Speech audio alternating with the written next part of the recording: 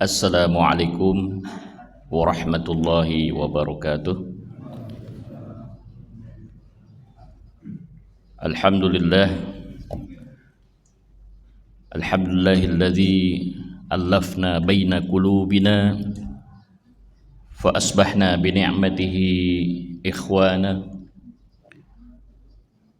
fa asbahna bi ni'matit tarbiyah fa asbahna bi ni'matil jamaah fa asbahna bi ni'matil harakah.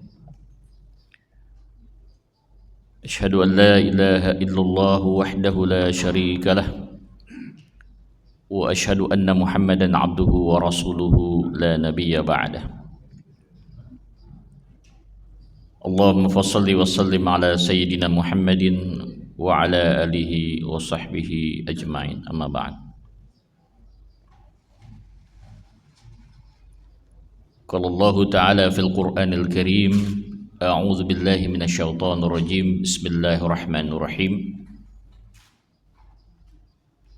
Walladzi ba'atsa fil ummiyina rasulan minhum yatlu 'alaihim ayatihi wa yuzakkihim wa yu'allimuhumul kitaba wal hikmah wa in kanu min qablu lafi dhalalin mubin.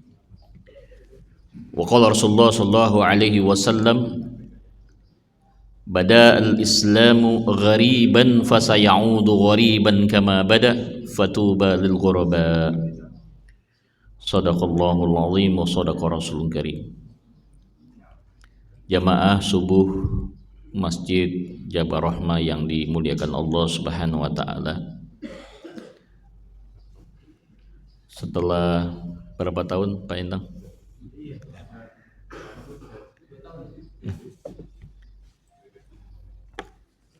Akhirnya kita bisa bermuajahah kembali.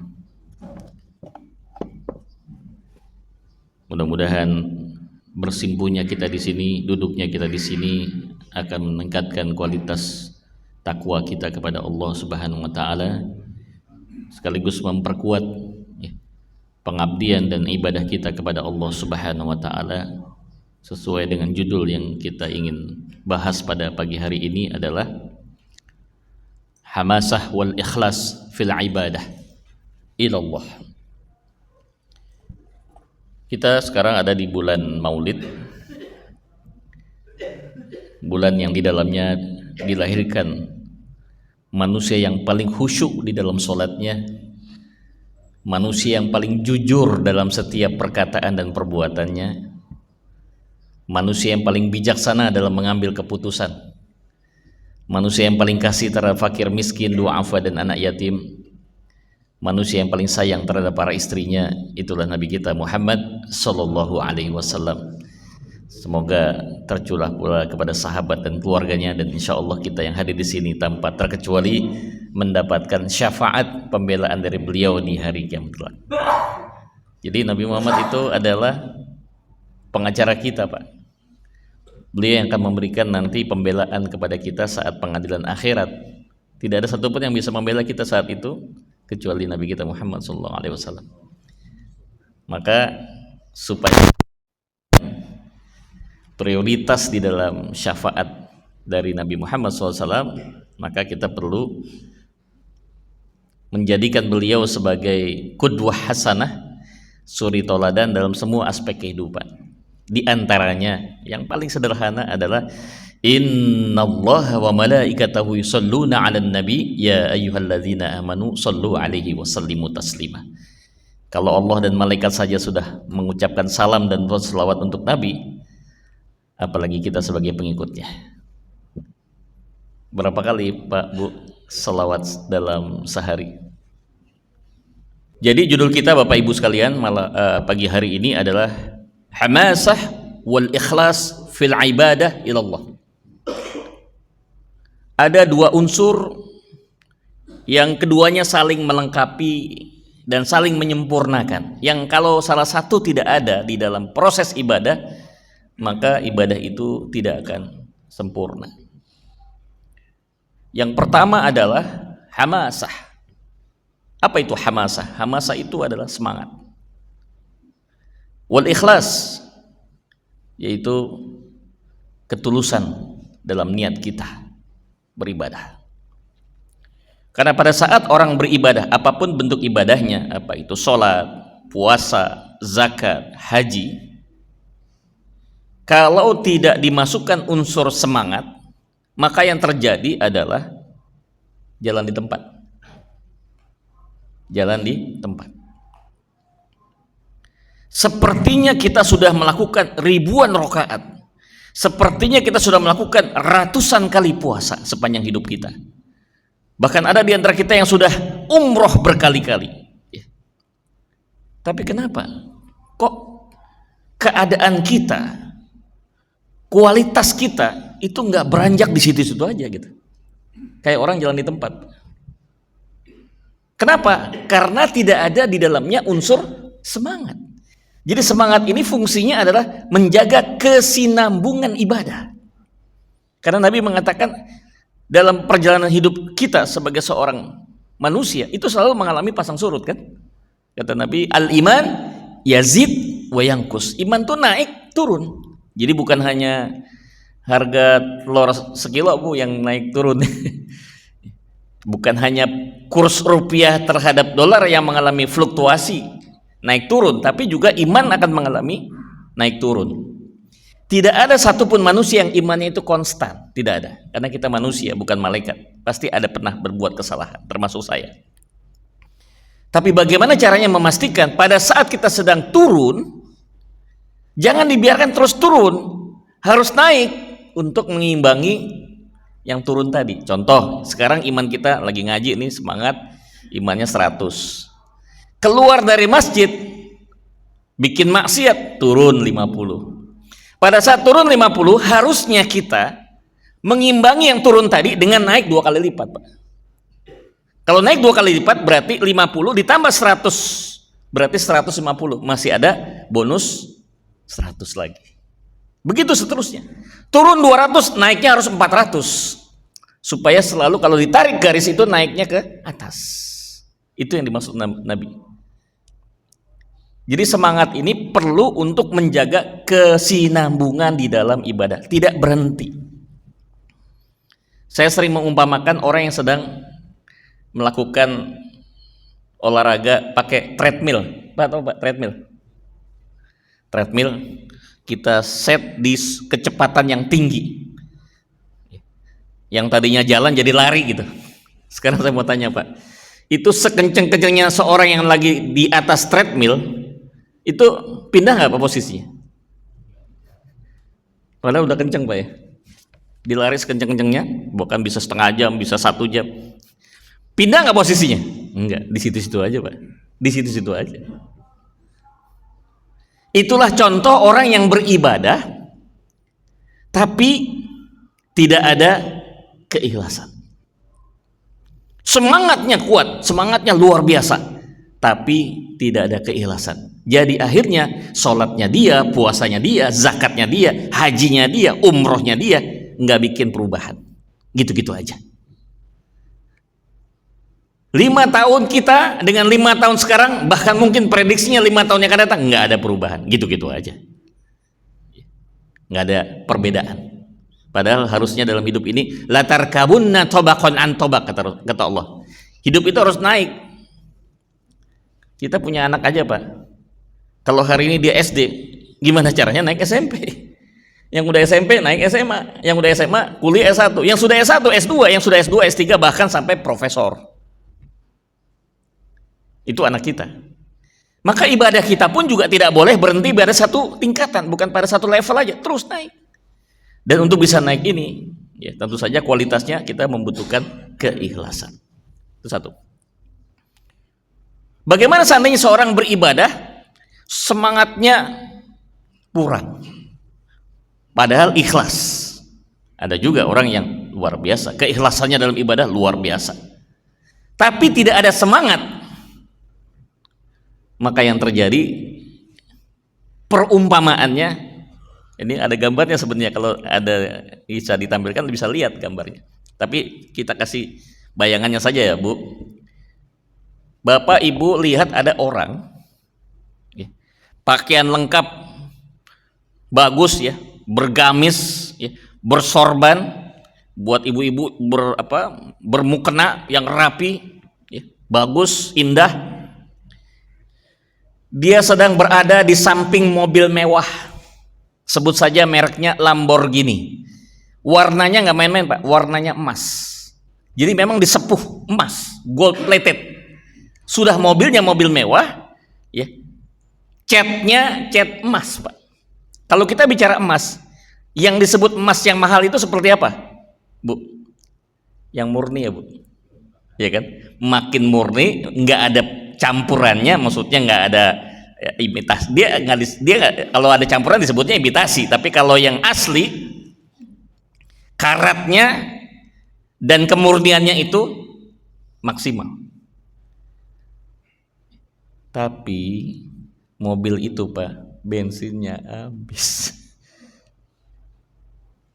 Coba ibu bayangkan, bapak bayangkan, lagi ada di atas mobil mewah, catnya emas, harga mobil itu miliaran Pak. Kita udah siap pakai pakaian yang indah, pakaian yang untuk persiapan untuk ibadah, persiapan untuk sholat, tapi maaf Pak, bensinnya habis. Mana yang lebih manfaat, mobil tadi dengan bajai Pak yang ada bensinnya? Masih mending bajai Pak. Kenapa? Ada bensinnya, bisa jalan dia. Kalau tadi nggak jalan sama sekali. Itulah perumpamaan, ada ikhlas nggak ada semangat. Saya ulang lagi Pak ya Bu, kalau tadi ada semangat nggak ada ikhlas, kayak orang naik treadmill, ya, kelihatannya heboh, ya, kenceng, ya, subhanallah, Allahu Akbar, Allahu Akbar, Allahu Akbar, Assalamualaikum, sholat lagi, udah berapa rakaat nggak ngerti kita, luar biasa ini, ya, saking semangatnya Pak, walaupun disunahkan qobliyah subuhnya cuma 2 rakaat, dia 8 rakaat Pak, nggak mau, saking semangatnya. Tapi nggak ada gunanya Pak, semangat kalau tidak ikhlas. Sementara ada yang ikhlas tapi nggak punya semangat. Ibaratnya punya mobil bagus tapi nggak ada bensinnya. Maka yang terbaik adalah menggabungkan keduanya, semangat dan ikhlas. Semangat bikin kita terus menerus beribadah, nggak berhenti-berhenti. Yang kedua, walaupun kita beribadah tetap kita ada kemajuan karena nilai ibadah kita itu benar-benar ikhlas di hadapan Allah, tidak punya kepentingan apapun. Dalam istilah bahasa Arab, makna ikhlas itu secara lughatan itu adalah at-tankiyatu minas thawaib. Dalam kitab Al-Mu'jam Al-Lughah disebutkan yang disebut ikhlas itu adalah at-tankiyatu minas thawaib, bersih dari segala kotoran. Ibarat emas tadi 100%, tidak ada campuran apapun, pure, ya, murni. Itulah yang disebut ikhlas. Orang yang niatnya ikhlas beribadah artinya tidak mencampurkan niat dia kepada yang lain kecuali hanya satu, yaitu kepada Allah Subhanahu wa Ta'ala. Sekarang saya mau tanya Bapak Ibu, ini ada orang umroh lagi tawaf, ada nih gambarnya, ya, lebih enak kalau kita lihat gambarnya sampai ngebayangin gitu, ya. Ini PR Pak Enang untuk masjid, siapin beli kabel HDMI yang 5 meter. Ya.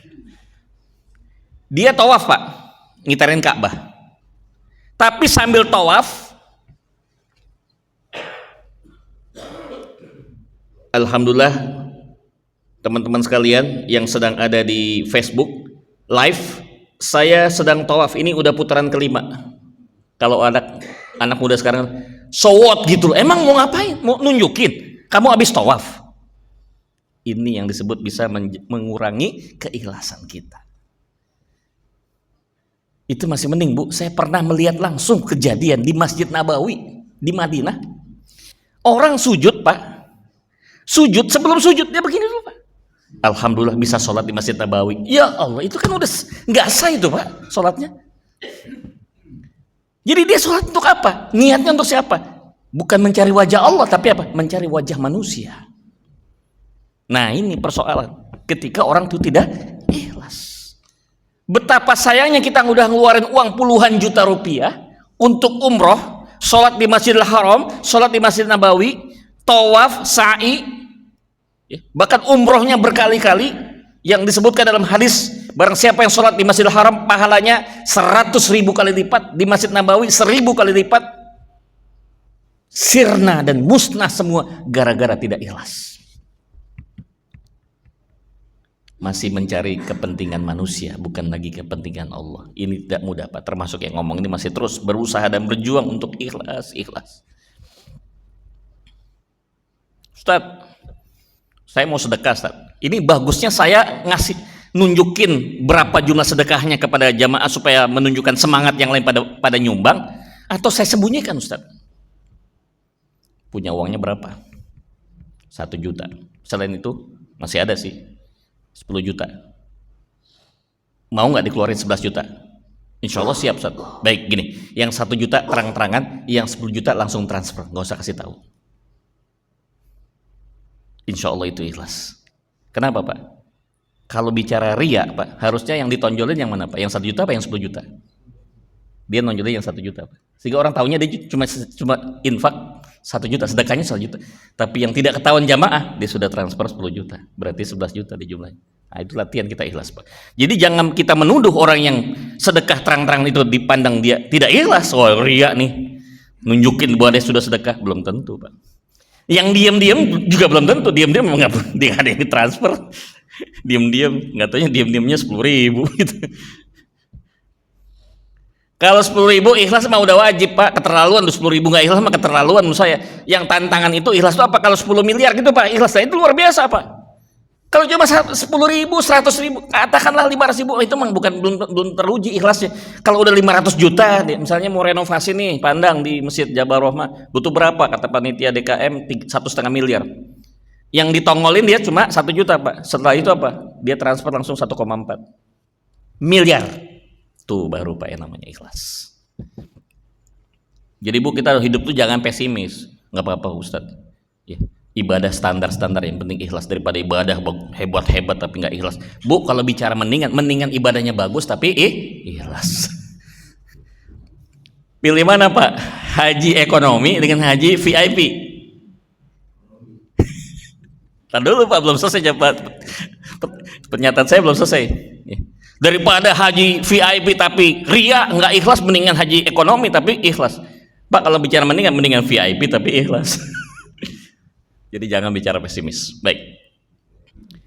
Jadi di permulaan ini saya menegaskan bahwa dua unsur, dua komponen ini nggak bisa dipisahkan. Ikhlas ya semangat, hamasah ya ikhlas, tidak bisa dipisahkan. Hamasah itu, semangat itu ibaratnya adalah bahan bakar, fuel. Yang kalau fuel itu nggak ada dalam sebuah mobil, semewah apapun mobil, nggak jalan, Pak. Nggak ada bahan bakarnya, apa yang mau dibanggain? Sebaliknya, ikhlas itu ibaratnya seperti air yang jernih. Sebagus apapun ikan yang ada di dalam kolam atau di dalam danau, tapi kalau airnya kotor, Pak, kita nggak tahu indahnya seperti apa, Pak. Di beberapa laut yang masih virgin ya, Pak, masih perawan, aduh nikmat, lihat luar biasa, Pak, subhanallah. Waktu saya ke Pulau Haruku itu adalah di daerah Maluku Tengah, main ke sana, subhanallah, Pak, kita ngeliat, jangankan nyelam, Pak, lihat dari atasnya, ya Allah, tuh ikan nari-nari di bawah tuh kelihatan banget, Pak, jernih banget, jernih, indah ngelihatnya gitu, karang, bunga karang segala macam, ubur-ubur kelihatan, warna-warni luar biasa. Apalagi kita nyelam, snorkeling ya, nyelam, subhanallah. Bunaken di Manado ya, luar biasa. Baik, bisa dipahami sampai sini, Bapak Ibu? Jadi kita pingin dalam ibadah kita itu bisa memasukkan dua unsur penting ini, hamasah dan ikhlas. Terlepas dari soal fikih ya, tentu saja nggak mungkin kita beribadah kalau tidak mencontoh cara Nabi. Shallu kama ra'aitumuni usolli, salatlah sebagaimana engkau melihat aku salat. Baik, poin berikutnya yang saya mau sampaikan adalah ketika orang itu beribadah riya, berarti tidak ikhlas. Misalnya tadi selfie, tawaf selfie ya. Memang cenderung ya, kalau ibadah-ibadah yang bersifat zahir, tendensi kemungkinan untuk tidak ikhlasnya besar, Pak. Sholat itu ibadah zohir, Pak, ibadah yang kelihatan. Tendensi untuk tidak ikhlasnya tinggi. Bukan nuduh, Pak, ya, tapi kemungkinannya untuk tidak ikhlas besar. Kemudian zakat kelihatan. Haji apalagi kelihatan, tawafnya kelihatan, sa'inya kelihatan, ya. Wukuf di Arafahnya kelihatan, lempar jumrohnya kelihatan, ya. Mabit di Muzdalifahnya kelihatan. Ada kecenderungan untuk tidak ikhlas. Godaannya besar, Pak, kalau ibadah-ibadah yang sifatnya zohir. Tapi Allah Maha Adil, Bu. Walaupun Allah menciptakan, ya, melalui Nabi Muhammad SAW ada ibadah yang zohir, tapi ada ibadah yang batin, Pak. Apa ibadah batin? Puasa. Puasa itu ibadah gaib, nggak ada yang tahu kecuali diri kita dan Allah. Kira-kira kalau kita puasa apa yang mau diriain, Pak? Bapak, Ibu, teman-teman, saudara-saudara, tetangga-tetangga, ya, di RT ini sekedar informasi, saya lagi puasa. Nggak usah diomongin, Pak, saya juga puasa. Nggak usah sombong gitu. Buat apa kita pengumuman, Pak? Tapi kalau haji kan diumumin, Pak, ya. Bapak Ibu mohon doanya, insya Allah tetangga kita yang namanya Pak Abdullah ini akan berangkat haji bersama istrinya. Haji diumumkan karena kelihatan. Cenderung tidak ikhlasnya tinggi. Apalagi kalau udah ngumpul sesama alumni haji, Allahu Akbar. Itu ceritanya, wah, ceritanya menarik, Pak. Pak, saya waktu orang pingin cium Hajar Aswad, itu susahnya luar biasa. Tapi alhamdulillah, saya tuh kayak dibuka.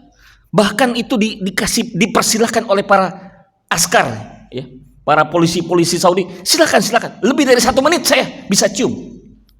Kayak ada ruangan kosong gitu, nggak ada orang lain yang bisa ganggu saya. Ceritanya luar biasa, Pak. Katanya, itu mah nggak seberapa, baru nyium Hajar Aswad. Pengalaman kamu gimana? Saya waktu lempar jumroh, ya, lempar jumroh di Mina, itu kerikil saya, tiba terbang ke atas langit. Kayaknya di bawah malaikat tuh kan. Tuh, ada ceritanya yang heboh-heboh gitu, yang ajaib-ajaib. Yang punya rumah Pak Haji ini sabar, ikhlas, jangan diomongin. Kalau diomongin nanti jadi nggak ikhlas. Alhamdulillah Pak Hajinya tahan. Bunyi azan zuhur, Allahu Akbar, Allah di masjid keluar azan zuhur. Terus Pak Haji spontan manggil anaknya, Dul, sini Dul, ada apa Be? Ambilin peci babe yang ke-27. Tadi katanya ikhlas, kenapa diomongin peci haji yang ke-27? Berarti menunjukkan lu pada ngomongin kehebatan haji. Gua haji 27 kali nggak ngomong kayak lu gitu, nggak sombong. Sama Bapak nggak ikhlas juga. Paham ya? Jadi memang ibadah-ibadah yang sifatnya zohir itu punya kecenderungan untuk tidak ikhlas. Fotonya masuk ke sosial media, tapi data amalnya ditolak, Pak, oleh server langit. Server langit itu nolak, Pak. Kenapa? Fotonya memang nyampe di Instagram, fotonya nyampe di Facebook, fotonya nyampe di TikTok, ya, fotonya nyampe di Twitter X. Tapi karena dia tidak ikhlas, niatnya bukan untuk Allah, nggak nyampe langit, Pak. Server langit nolak, langsung balikin lagi, nggak nyampe. Betapa sayangnya kita sudah ibadah capek-capek, mengorbankan tenaga, waktu dan pikiran, bahkan biaya, tapi tidak ada nilainya di hadapan Allah Subhanahu wa taala. Jadi kita mesti waspada dan hati-hati. Jangan sampai kita merasa kita bakal mendapatkan pahala yang berlipat ganda, pada sebenarnya itu adalah tidak ada, kosong. Baik. Selanjutnya yang ingin saya sampaikan adalah trilogi, ya. Jadi ini sekarang ilmu membayangkan, Pak Endang. Ya. Pak Endang kayaknya sudah masuk ke tahap makrifat, Pak. Kalau makrifat tuh nggak perlu ngelihat, Pak. Jadi merem aja dulu. Kayak Gus Dur kalau lagi rapat tuh, toto, Gus udah selesai. Oh ya, ini kesimpulannya. Tapi benar, Pak. Dia emang udah tingkatannya udah tinggi, Pak. Jadi walaupun dia nggak ngelihat suasana rapat, tapi kesimpulannya benar, Pak. Luar biasa itu. Wali dia. Ada trilogi di dalam ibadah.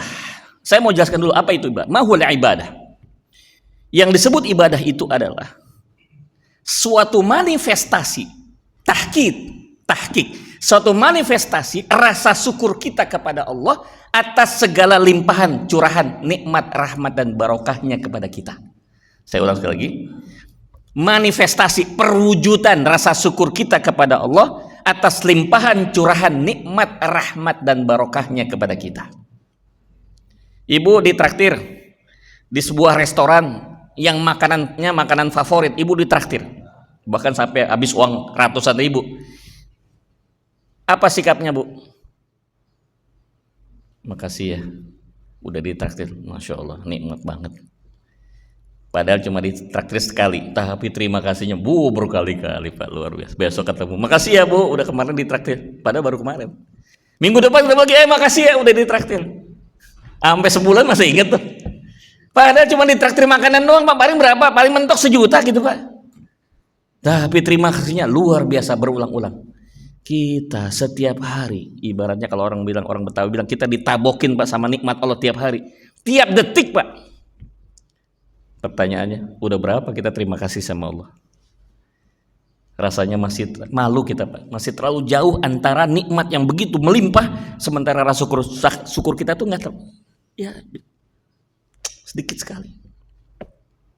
Satu kali ketika tahun 2016 saya diundang ke Amerika, dakwah di sana, ya roadshow di Amerika. Di Los Angeles saya memberikan pembekalan dakwah kepada anak-anak muda. Sebagian ada yang bule, maksudnya bule ini bapaknya orang bule tapi ibunya orang Indonesia. Jadi dia mu'alaf. Jadi kan pakai bahasa Inggris. Lagi asik ngisi ceramah, ada satu yang nanya, why we must pray? Pertanyaannya sederhana, Pak. Ustadz, kenapa kami harus sholat? Mengapa kami harus sholat? Saya jarang sekali mendapatkan pertanyaan-pertanyaan tentang bagaimana cara sholat. Apa kiat-kiat, nggak pernah saya temukan selama saya dakwah di 21 negara. Tapi yang sering saya temukan pertanyaan bagaimana itu adanya di Indonesia. Ustaz, bagaimana caranya sholat duha? Ustaz, bagaimana caranya sholat tasbih? Bagaimana? Tapi gaya bertanyanya orang di luar sana bukan bagaimana, Pak. Why? Kenapa? Ini lebih dalam, Pak. Kalau bagaimana itulah teknis. Tapi kalau mengapa, masuk ke sini, Pak, dalam. Kira-kira kalau itu ditanyakan kepada kita, Pak, anak kita nanya begitu, kita sebagai orang tua jawabnya apa, Pak? Ngapain sih ayah, bunda, abi, umi, kita ngapain sih buat sholat? Jengkang-jengking, maaf ya, jengkang-jengking, ngapain sih? Udah gitu 5 kali lagi. Enak tuh orang non muslim cuma seminggu sekali, Pak. Ya, ibadahnya udah gitu nyanyi gitu kan, Pak. Kita kayaknya ribet banget, lapor 5 kali sehari gitu. 17 rakaat. Kira-kira jawabannya apa, Bu? Kalau anak kita nanya begitu. Namanya anak kan sekarang udah pada kritis, apalagi udah pada ngeliatin Google atau Chat GPT segala macam. Saya ditanya gitu. Sebelum saya jawab, saya panggil dia, "Come here. Sini kamu." Saya ajak dialog. Saya ingin buka pikiran dia. Mudah-mudahan dari dialog ini bisa membuat inspirasi juga buat kita semua. If I give you 1,000 US dollar, what will you say? Kalau saya ngasih uang Anda, kamu 1.000 dolar, apa yang kamu ingin katakan? Apa respon dia, Bu? Thank you very much. Thank you very much. Berarti kan terima kasih, Pak. Dikasih 1.000 dolar, Pak. Kali 15.000, berapa tuh, Pak? Lumayan, 15 juta ya, Pak? 15 juta. Makasih dikasih, Pak. Bilang makasih. Oke. Give me back 1,000 US dollar. I give you 10,000 US dollar. Tambahin lagi, Pak, duitnya 10.000 US dollar. 150 juta. What will you say? Many. Pokoknya banyak, Pak, thanks. Many thanks gitu. Banyak, Pak. Oke. Give me back your 10,000 US dollar. I give you 100,000 US dollar. Berarti 1,5 miliar. What will you say? You are my brother. Ngaku saudara, Pak. Udah dikasih duit banyak baru ngaku saudara dulu aja, nunggur aja kagak gitu kan. Balikin tuh 100.000 dolar. Saya ganti 1 juta US dollar. What will you do? Apa yang kamu lakukan? I want to hug you. Saya mau meluk kamu. Enggak akan saya lepaskan. Itu baru duit 1 juta US dollar. Ya kurang lebih sekitar 150 miliar. Pak, coba ya kita kalkulasi pakai kalkulator. Kayaknya kalkulator kita bakal mentok, Pak. Saya kasih satu contoh kasus. Orang gagal ginjal harus diapain Pak? Cuci darah. Berapa biayanya Pak? Ada pernah tahu nggak? Tapi jangan yang BPJS ya Bu, yang swasta. Seingat saya 800.000 apa 1 juta. Anggaplah kita lempengin di Pondok Indah itu 1 juta Pak. Siloam itu 1 juta. Oke 1 juta. Sedangkan dia itu seminggu 2 kali Pak cuci darah. Berarti 1 kali 2, 2 juta. Sebulan kali 4, 8 juta. Setahun Pak 96 juta. Kalau Bapak Ibu hari ini pada gagal ginjal semua Pak, udah siap Pak duit 100 juta Pak? Setahun? Alhamdulillahnya Pak, kita syukur pada Allah. Hari ini kita nggak ada yang kena gagal ginjal. Uang 100 juta aman Pak. Kita nggak ngeluar, gratis. Bu, ada yang tahu Bu?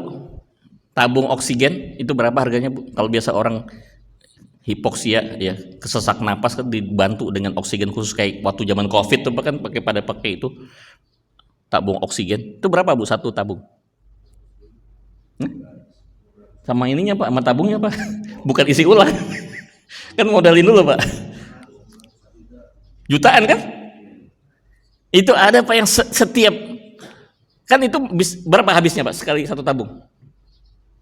Ada yang tahu nggak? Satu tabung habis berapa lama? 1 hari Pak? Nyampe? Enggak Pak ya? Anggaplah 1 hari kita ambil. Dia dirawat di rumah sakit 3 bulan Pak. Itu artinya berapa tabung Pak? Berapa kali dia harus isi ulang? Kali harganya Pak. Yang punya kelainan jantung terpaksa karena ada penyempitan pembuluh darah harus dikasih ring Bu. 1 ring itu harganya berapa? Kalau tanpa BPJS 100 sampai 200 juta.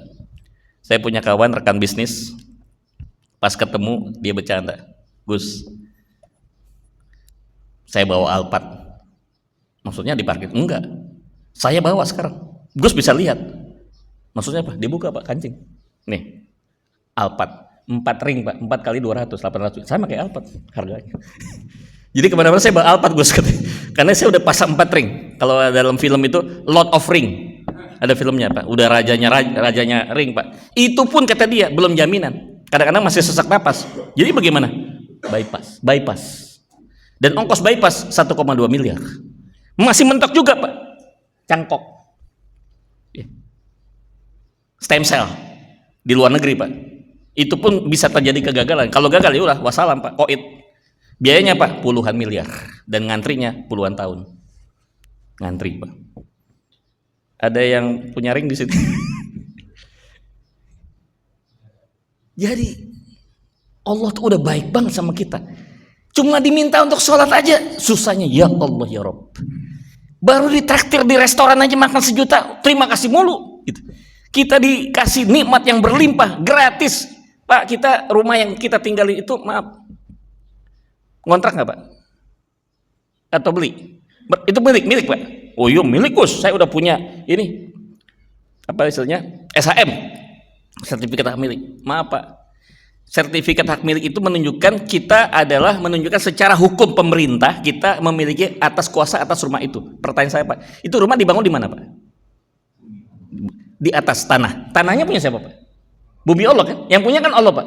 Pertanyaan saya, Bapak Ibu udah bayar kontrak belum sama Allah? Alhamdulillah Pak, kita nol Pak. Enggak ditagih kontrakan. Kita sudah numpang di bumi Allah.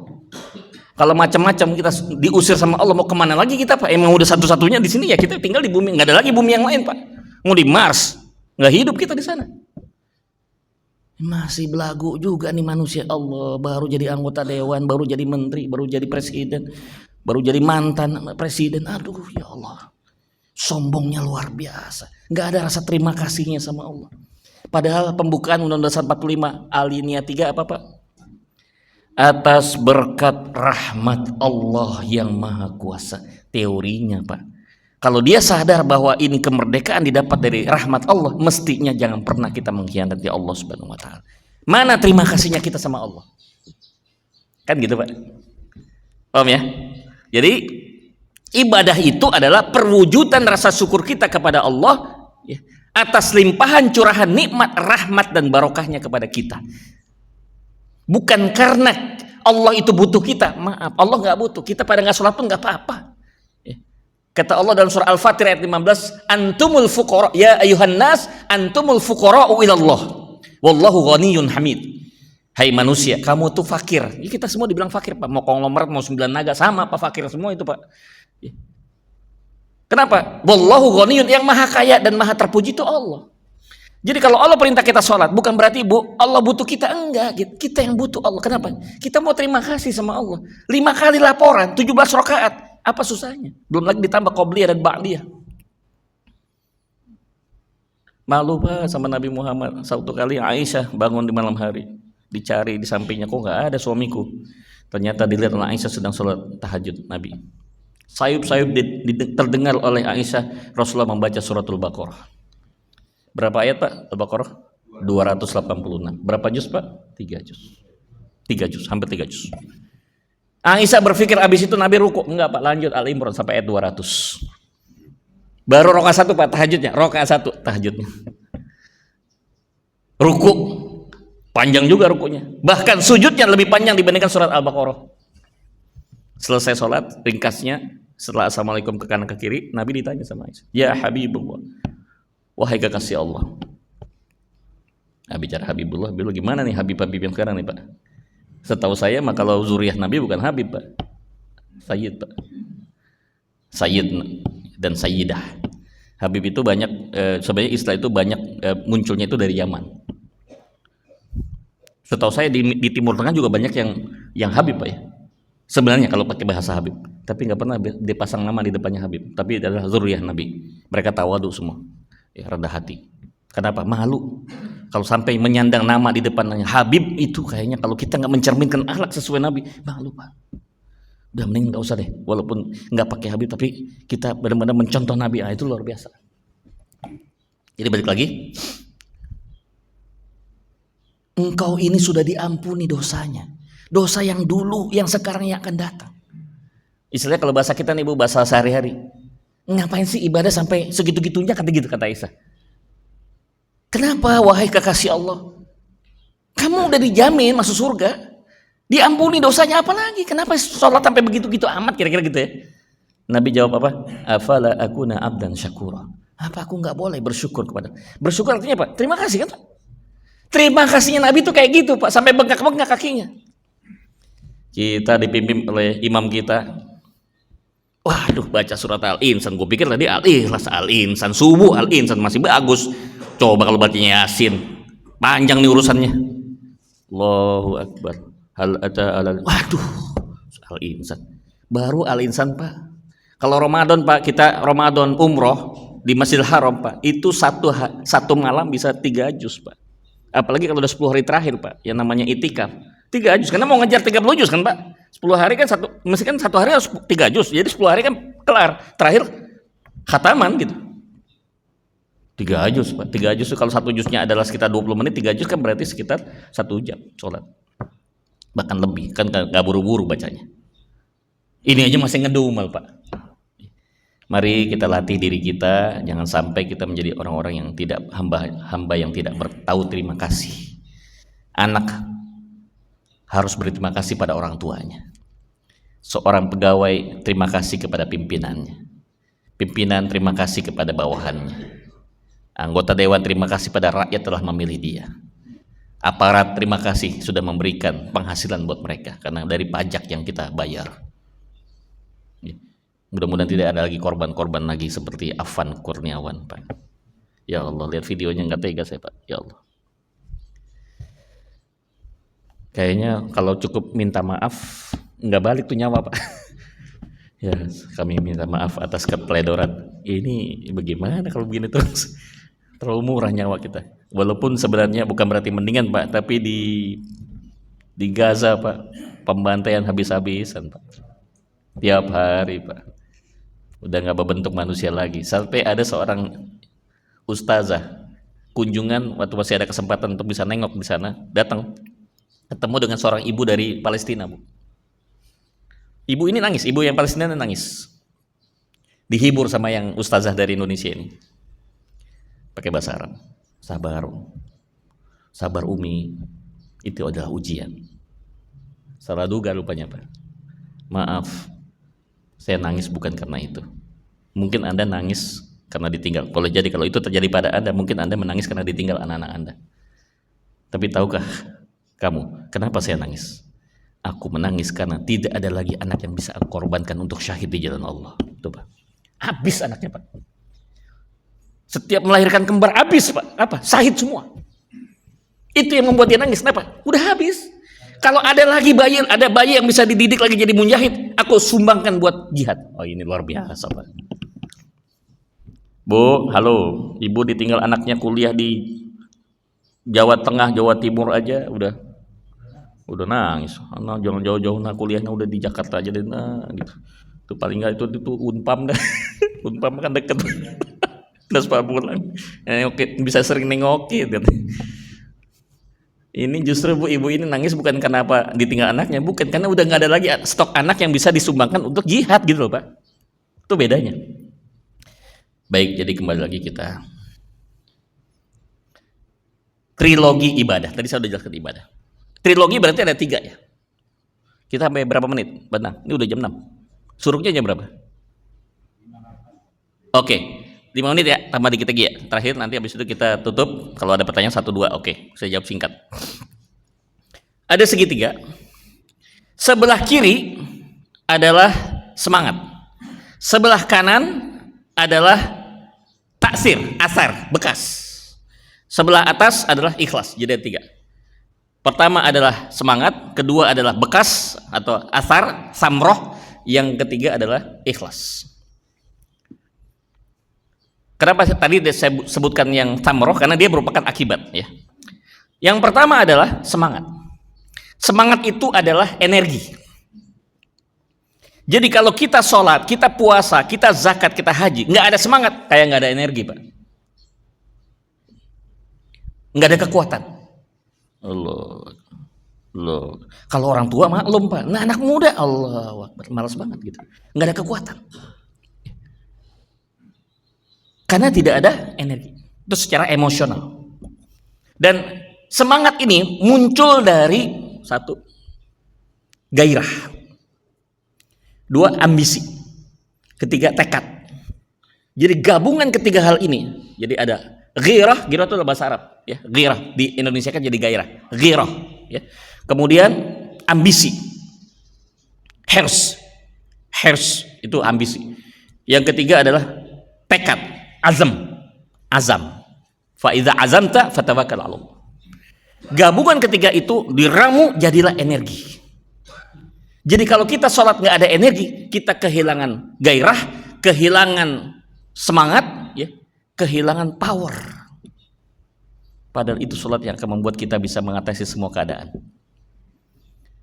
Rasulullah ketika menghadapi Amul Huzn dalam kitab As-Sirah An-Nabawiyah yang dikarang oleh Syekh Dr. Sa'id Ramadan Al-Buti rahimahullah, Allahu yarham, disebutkan ketika Rasulullah mengalami Amul Huzn, tahun kesedihan, beliau ditinggal 2 orang yang paling dicintai. Yang pertama adalah Khadijah dan yang kedua adalah pamannya Abu Thalib meninggal dalam kondisi belum baca syahadat.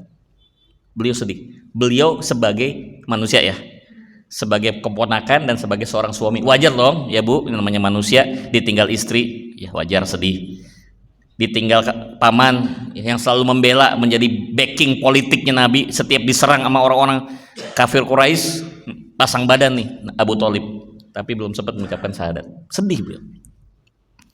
Tapi karena beliau adalah manusia istimewa ya, sampai diberikan gelar khusus Habibullah. Jadi ada 2 gelar Pak yang diberikan Allah dalam Al-Quran ini pada 2 nabi. Yang pertama adalah Habibullah, yaitu Nabi Muhammad. Yang kedua Khalilullah. Siapa? Nabi Ibrahim. Yang satu kecintaan Allah, satu lagi kesayangan Allah. Masing-masing mendapatkan ujian yang sangat berat. Nabi Ibrahim ujian yang berat apa Pak? Nyembelih anak.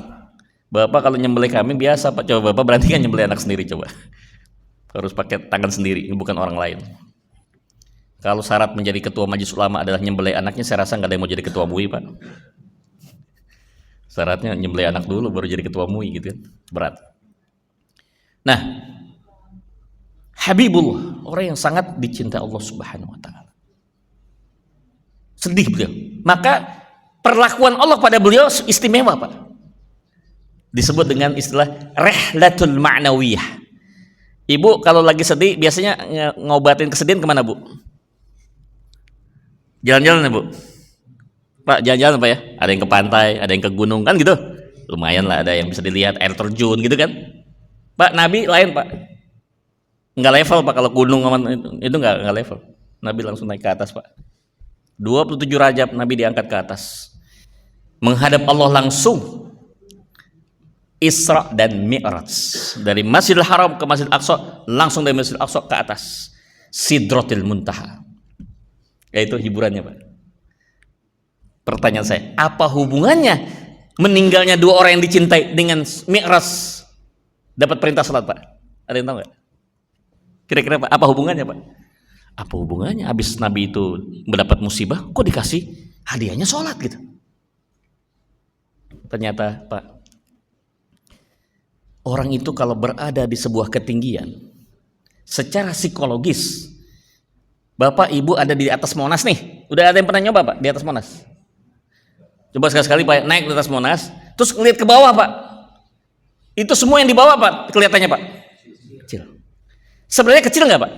Enggak kecil. Kenapa kelihatannya kecil? Karena kita ngelihatnya dari atas. Itu Pak maksudnya. Allah angkat Nabi Muhammad ke atas, naik tinggi yang setinggi-tingginya. Bumi Pak, jangankan kafir Quraisy Pak. Ya Allah Pak, bumi mah nggak kelihatan Pak dari Sidratul Muntaha, nggak ada apa-apanya.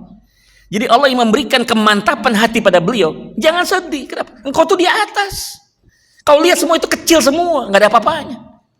Jadi ternyata hari ini kalau kita punya masalah besar, utang nggak lunas, ya ratusan juta, miliaran, banyak tunggakan belum selesai, kontrakan baik angsuran rumah belum beres, angsuran mobil belum beres, belum lagi SPP semesteran anak kuliah, ya biaya pendidikan, biaya kesehatan, pusing Pak, gaji nggak naik gitu kan, proyek gagal semua. Dalam kondisi itu Pak, hanya satu cara, kita harus ada di atas.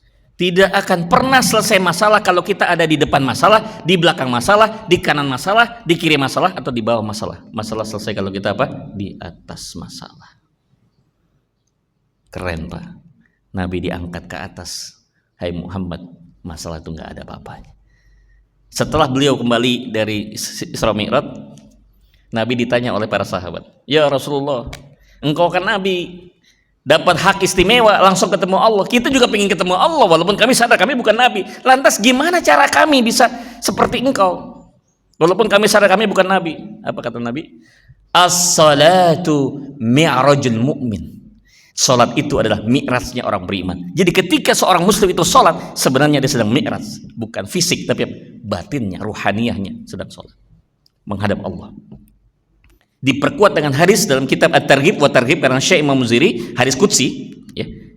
Ketika seorang hamba mengucapkan alhamdulillahi rabbil alamin, Allah menjawab, hambaku memujiku.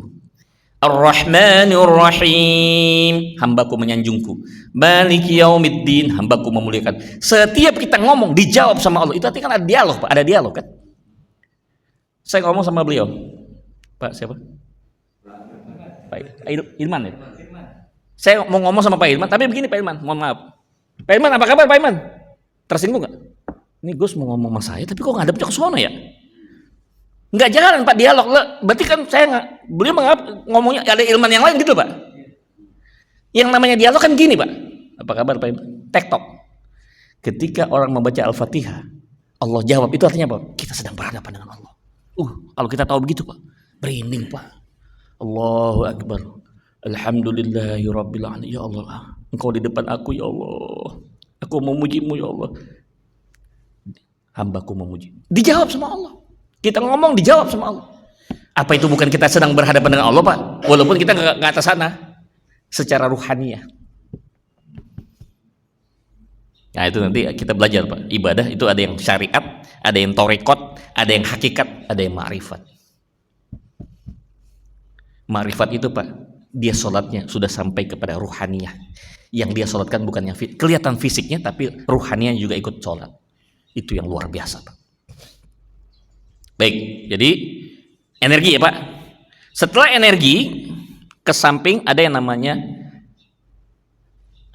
taksir atau asar atau samroh, yaitu impact. Impact apa? Sosial. Kalau tadi lebih kepada emosi, ini adalah sosial. Kalau orang sholat tapi tidak memberikan pengaruh perubahan terhadap lingkungan sekitar, berarti belum berhasil sholatnya. Ada ayatnya Pak. Ara'aital ladzi yukadzibu bid-din fadzalikal ladzi yad'ul yatim wa la yahuddu 'ala tu'amil miskin. Terus apa Pak? Fawailul. Apa hubungannya Pak anak yatim orang miskin sama sholat? Ternyata orang yang sholat akhirnya tidak membuat dia menolong orang miskin. Belum sholat ya Pak. Belum sholat. Belum. Itu belum sampai kepada sosial. Kalau orang sholatnya benar, ahli sholat, pasti dia akan bantu anak yatim, bantu orang miskin.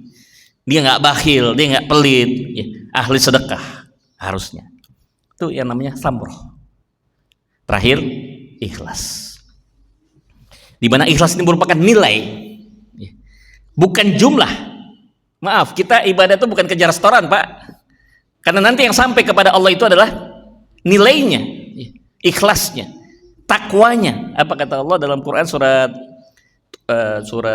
Al-Maidah ya? La yanaluhu luhumuha wala dima'uha walakin yanaluhu taqwa minkum. Yang nyampe itu bukan darahnya, bukan dagingnya. Yang nyampe ke Allah itu sembelihan kurban kita, yang nyampe apanya? Takwanya. Walaupun fisiknya kita motong kurban, tapi yang nyampe Allah itu bukan darahnya, tapi adalah ketakwaan kita.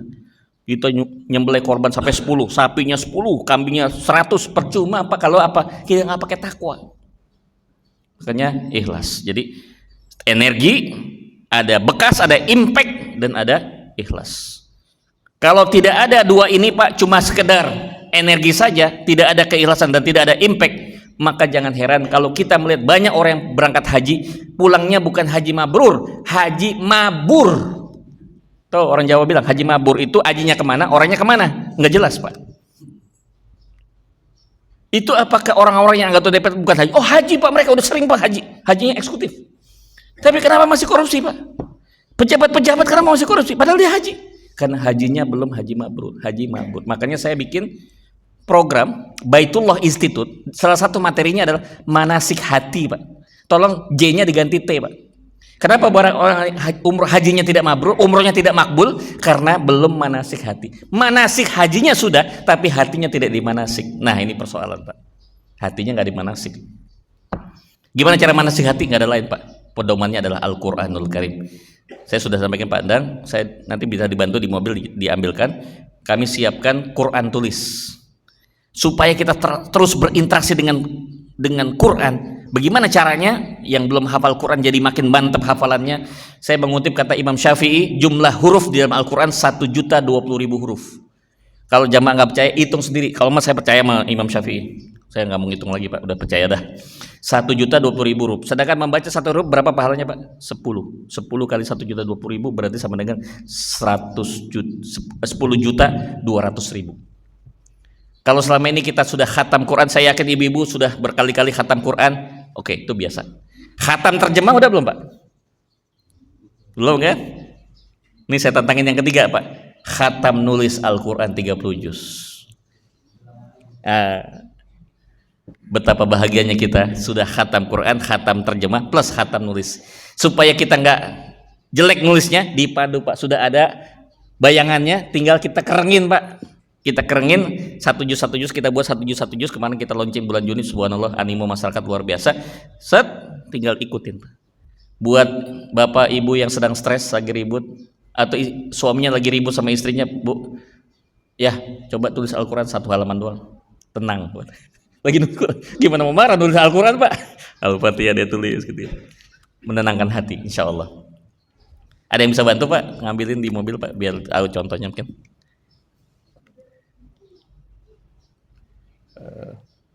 Udah saya buka, tinggal dibuka di kardus Pak, di bagian kedua. Baik, dari saya itu dulu sementara. Maaf nih jadi nggak kelihatan tampilannya karena memang kondisi alat ya, mungkin nanti PR ke depan bisa disediakan HDMI-nya. Baik Bapak Ibu, sebelum kita tutup mungkin ada 1-2 pertanyaan, izin kalau ada yang mau bertanya atau ada yang kurang jelas. Ya silakan. Waalaikumsalam. Namanya Pak? Bapak namanya? Atma, Pak Atma ya? Siap. Silakan Pak.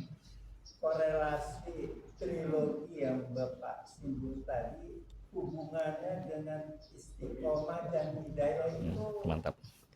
Ya. Ini kayak gini, Pak. Ada 30 juz. Pertanyaan Pak Atma bagus banget ya. Apa hubungannya trilogi tadi berarti antara ikhlas, semangat, dan asar ya, dampak atau impact dengan istiqomah dan hidayah? Baik. Hidayah berarti hasil Pak ya. Hidayah itu hasil. Berarti masuk dalam kategori yang tadi, yang samroh, impact. Saya masuk ke hidayah dulu. Kalau orang sholatnya dengan ikhlas, dengan energi yang powerful, akan beroleh hadiahnya adalah hidayah. Tentunya dengan minta kepada Allah. Man jahada fina lana. Janji Allah Pak, surat 22 ayat 78. Nanti Bapak bisa cek Pak Atma, surat 22 surat Al-Hajj ayat 78. Apa bunyinya? Man jahada fina lanahdiyannahum subulan. Barang siapa yang bersungguh-sungguh, berarti semangat kan Pak? Semangat, berjuang sungguh-sungguh fina, di jalan kami, ikhlas, bukan di jalan orang lain, bukan di jalan pejabat, bukan di jalan pimpinan, tapi di jalan Allah. Lanahdiyannahum subulan. Kami akan kasih hidayah. Pasti tuh dikasih hidayah sama Allah ya. Subulana, dari jalan-jalan, bukan satu jalan, banyak caranya Allah ya. Jadi hubungnya segitiga tadi. Kalau orang ibadahnya ikhlas, ibadahnya itu dengan semangat, insya Allah janji Allah akan diberikan hidayah. Pertanyaannya, hari ini Pak Atma sudah dapat hidayah belum? Insya Allah. Kalau insya Allah, hidayah yang mana Pak? Ternyata hidayah itu ada 5 level Pak. Nah nanti bahas lain waktu Pak Endang kita bahas lagi. Tapi saya kasih bocorannya. Hidayah itu ada 5 Pak. Nanti silakan Pak Atma bisa melihat sendiri. Saya ada di nomor ini gitu. Hidayah paling bawah hidayah fitriyah. Al-hidayah al-fitriyah. Yaitu hidayah keislaman kita. Bapak Islam sudah pasti. Bapak sudah dapat yang pertama, udah pasti. Kecuali non muslim. Yang kedua adalah al-hidayah hawasiyah. Hidayah panca indera. Ketika seorang benar-benar dibimbing, matanya tidak melihat yang tidak pantas, telinganya dibimbing Allah tidak mendengarkan suara yang bisa menjauhkan diri daripada kebaikan, kakinya dilarang untuk melangkah ke tempat-tempat maksiat, tangannya tidak menandatangani kontrak yang jelas, yang nggak jelas, yang fiktif, udah dapat hidayah. Baru nomor 2 Pak, hidayah hawasiyah. Yang ketiga adalah al-hidayah ilhamiyah, hidayah inspirasi. Kalau orang sudah dapat hidayah ilhamiyah, dia bisa berbicara sesuatu yang melebihi dari kapasitas akademis. Pernah Pak Atma lihat ada orang yang nggak pendidikan tinggi Pak, boro-boro S1, SMA aja nggak tamat, tapi kalau lagi bicara Pak, udah kayak profesor Pak. Dari mana? Dapat hidayah. Allah yang kasih ilmunya sama dia. Sesuai dengan janji Allah dalam Al-Baqarah ayat 282, ayat yang paling panjang di Al-Quran. Wa may yattaqillah wa yu'allikumullah. Barang siapa takwa kepada Allah, Allah akan ajarkan ilmunya. Imam Syafi'i belajar pada Imam Maliki. Imam Maliki punya kitab Pak, namanya kitab Al-Muwatta. Tebalnya segini Pak, Arab Gundul. Tahu Pak? Belum belajar saja Pak, sudah hafal Pak. Imam Syafi'i sudah hafalkan kitab gurunya. Walaupun beliau tidak sombong, tetap masih belajar. Rendah hati beliau. Kitab Al-Muwatta, kitab gurunya, habis Pak dihafal. Kenapa? Allah yang ajarkan ilmunya. Sudah terjawab ya hubungannya. Kemudian yang kedua, istiqomah. Ternyata di balik kata semangat itu Pak, di balik kata hamasa itu ada 3 bagian sebenarnya. 1 semangat, kedua adalah keteguhan, ketiga adalah keberanian, keempat adalah keistiqomahan. Jadi sebenarnya orang dikatakan semangat yang bagus itu semangat yang istiqomah, yang tidak boleh berhenti. Ibarat api itu nggak boleh padam Pak. Kalau padam kasih lagi ya supaya terus dia nyala. Kalau begitu dia padam udah gelap semua. Nah bagaimana caranya supaya tetap menyala? Kata Nabi, fajaddidu imanakum. Hendaklah kalian selalu memperbaharui keimanan, memperbaharui apinya. Banyak cara Pak, di antaranya zikir pada Allah, tilawatul Quran. Termasuk juga kita nulis Al-Quran kan menyalakan lagi Pak. Kemudian dengarkan pengajian-pengajian, dengarkan nasihat para ulama. Itu adalah menyalakan kembali. Tapi kalau di rumah hatinya jauh dari Al-Quran, nggak pernah ke ibadah sholat ke masjid, jarang mendengarkan pengajian, ya susah Pak. Kering Pak. Lama-lama padam tuh api Pak. Repot, nanti bangkitkannya lagi susah Pak. Begitu Pak. Mudah-mudahan bisa menjawab ya Pak ya. Ya, jazakallahu khair. Ada ibu-ibu satu lagi? Cukup? Baik. Bagi yang nanti ada pertanyaan bisa melalui Pak Endang, nanti dikasih aja nomornya Pak, di share supaya nanti bisa ngechat ke saya untuk menanyakan, nggak sempat nanya sekarang bisa ditanyakan melalui WA misalnya.